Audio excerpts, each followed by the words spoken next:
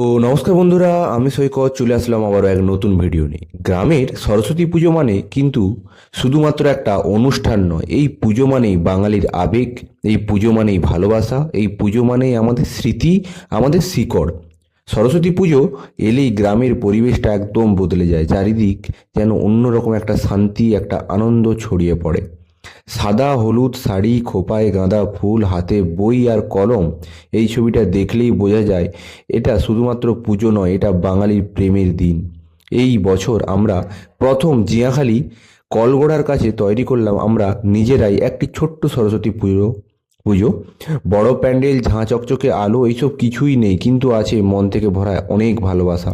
গ্রামের পুজো মানে কিন্তু কাউকে টাকা দিয়ে প্যান্ডেল বাঁধানো নয়, এখানে সবাই নিজে নিজের হাতে কাজ করে।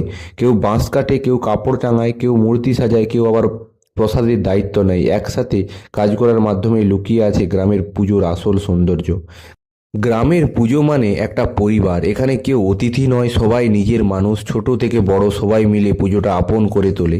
এই পুজোতে কোনো প্রতিযোগিতা নেই, তাই দেখানোরও কিছু চেষ্টা নেই, শুধু আছে ভক্তি আর ভালোবাসা। যাই হোক, এই গ্রামের পুজো আমাদের শেখায় কম থাকলেও আনন্দ করা যায়, ছোট হলেও উৎসব বড় হতে পারে, আর একসাথে থাকলেই যে কোনো পুজো পূর্ণতা পায়। যাই হোক, আমাদের গ্রামের সরস্বতী পুজো তো এভাবে কেটে গেল। তোমাদের পুজো কেমন কাটলো জানিও কিন্তু অবশ্যই।